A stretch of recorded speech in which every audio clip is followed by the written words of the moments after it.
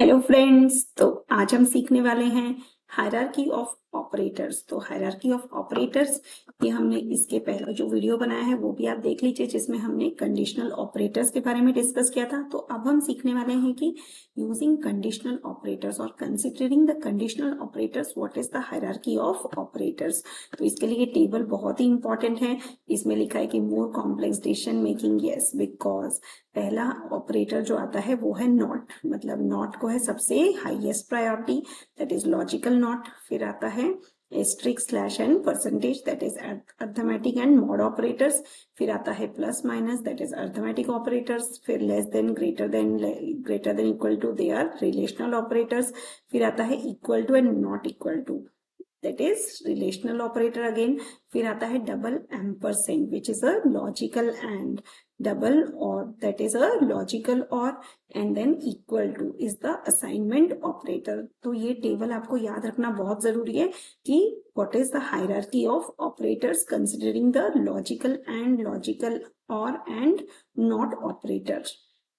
Now we have to see here in this code what is the problem. Here if statement is written if i equal to 5, तो इसमें problem क्या है कि यहाँ पे होना चाहिए था i equal to 5, then it is a conditional checking. अगर हम लिखते हैं i इक्वल टू 5 मतलब ये असाइनमेंट हो गया, so this is wrong. Then we will go to next. Now in this program ये जो मिस्टेक था वो रेक्टिफाई हो गया है, बट यहाँ पे एक और मिस्टेक है, इफ के बाद सेमीकोलन है। तो इफ के बाद अगर सेमीकोलन होगा तो ये जो प्रिंट का स्टेटमेंट है ये एग्जीक्यूट नहीं होगा। इसके लिए इफ के बाद हमें सेमीकोलन नहीं डालना है, मतलब इफ के बाद एग्जीक्यूट होगा बट ये कंडीशन चेक नहीं करेगा और and directly it will print that you entered 5। तो ये इसमें प्रॉब्लम है। तो यहाँ पे if के बाद हमें सेमीकोलन नहीं डालना है।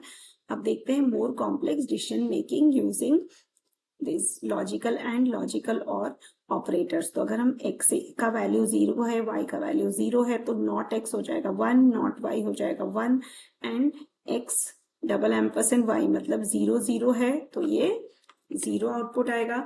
अगर यहाँ पे भी x और y, इसका भी आंसर आ जाएगा 0, बिकॉज 0 और 0 इज 0।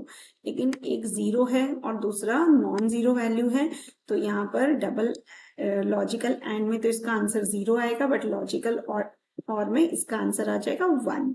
फिर हमारा same condition applies if x is non 0 and y is 0। So I hope this is clear. अब हम बहुत ही इंपॉर्टेंट स्टेटमेंट पढ़ने वाले हैं जिसको हम बोलते हैं कंडीशनल ऑपरेटर। तो कंडीशनल ऑपरेटर हम नेक्स्ट वीडियो में देखेंगे। Thank you.